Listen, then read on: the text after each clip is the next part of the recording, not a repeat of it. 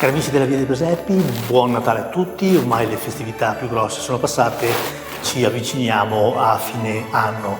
Quest'oggi, come avevamo promesso, stiamo visitando anche nuovi presepi che entrano nella nostra rubrica e siamo a Treviso, siamo in centro Treviso, siamo in Duomo e siamo in compagnia di Zeno Zanandrea, che è l'organizzatore, il creatore di questo bellissimo presepe. Buon anno Zeno. Grazie, buon anno anche a voi, buon Natale. Raccontaci un attimino come nasce l'idea di questo presente, perché ci raccontavi, dietro c'è una storia importante. Una storia importante perché le statue che abbiamo noi sono statue molto molto vecchie che erano fatte per il presepe di più di 50 anni fa.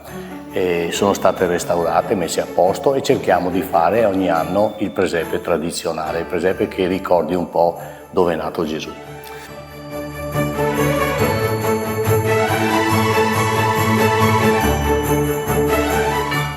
Ci dicevi statue che sono di proprietà della Chiesa e che hanno una storia dietro. Sì, hanno una storia dietro, sono statue che io quando ero ragazzino me le ricordo, sono state fatte di restauri, io ho partecipato al restauro delle statue che sono molto molto importanti e possiamo dire che la forza di questo presepe sono le statue.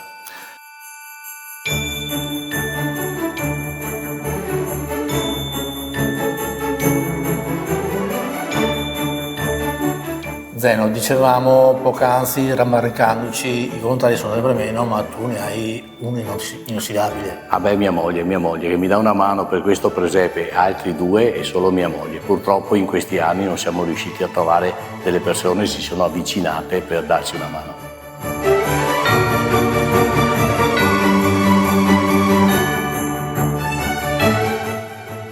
Zeno, noi intanto ti auguriamo buone festività, ringraziandoti anche della disponibilità che ci hai dato oggi. Ai telespettatori non resta altro che dire dove ci troviamo e dove trovare questo presepio e in che orari venire a visitarlo. Allora, questo per intanto un grosso augurio da parte mia e da parte di mia moglie a tutti voi di buon Natale e felice 2026. Il presepe si può visitare al Duomo tutti i giorni dalle 8 del mattino a mezzogiorno e dalle 15 alle 18:30. Nelle domeniche però ci sono tutte le funzioni religiose ed è un po' problematico. Dunque consigliamo sempre la domenica di venire nel pomeriggio.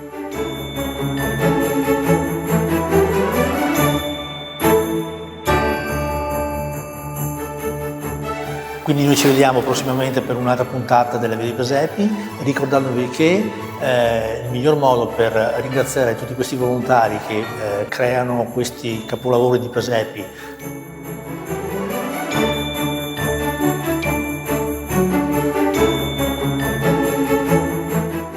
rubando tempo alle famiglie e dedicandolo a voi, è quello di andare a visitare più presepi possibili e magari anche lasciare un piccolo obolo, ma già la sola presenza di voi che andate a visitare queste creature, queste bellissime opere d'arte dà forza e coraggio a tutti i volontari per andare avanti e per continuare a costruire per voi e farvi ammirare la nascita di Gesù.